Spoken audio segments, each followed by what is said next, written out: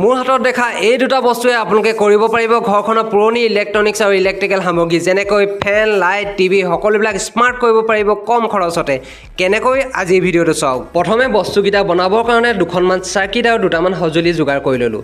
এতিয়া বনাইছোঁ এটা স্মাৰ্ট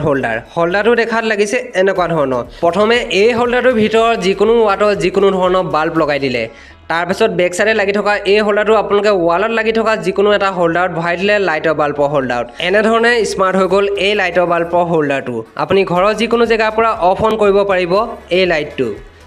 এইখন এখন বনাইছিলোঁ এক্সটেনশ্যন বৰ্ড যিখন বহুত দূৰৰ পৰা ৰিম'টত অপাৰেট হ'ব এইখন আমাৰবিলাকৰ ঘৰত কিমান প্ৰয়োজনীয় হয় সেইটো উপলব্ধি কৰিব আজি ভিডিঅ'টো চাই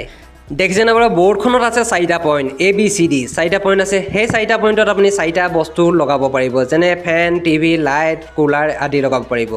নতুবা আপোনাৰ যদি ফাৰ্মিঙৰ বিজনেছ আছে তেন্তে পানী মটৰ লগাব পাৰে যদি ব্ৰইলাৰ ফাৰ্ম আছে তেন্তে ব্ৰইলাৰ ফাৰ্মৰ লাইট ফেন আদি আপোনালোকে এই ৰিম'টৰ দ্বাৰা অপাৰেট কৰিব পাৰিব এই এক্সটেনশ্যন বৰ্ডখন চলাবলৈ লগাবলৈ বহুত সহজ সেইকাৰণে এইখন বৰ্ড আপোনালোকৰ ঘৰত বহুতো প্ৰয়োজনীয় আপোনালোকৰ ঘৰত যদি কোনোবা বৃদ্ধ লোক আছে তেওঁলোকে বিচনাৰ পৰাই ধুনীয়াকৈ অপাৰেট কৰি থাকিব পাৰিব নতুবা আপোনালোকৰ ঘৰত যদি কোনোবা ৰোগী আছে বিচনাত পৰি তেন্তে এই বৰ্ডখনৰ পৰা বহুখিনি সুবিধা হ'ব তেওঁলোকৰ আশা কৰোঁ আজি ভিডিঅ'টো চাই আপোনালোকে নিশ্চয় ভাল পালে যদি ভাল পালে তেন্তে পেজটো ফ'ল' কৰি পিনি কমেণ্ট এটা কৰিবলৈ নাপাহৰিব কিন্তু ধন্যবাদ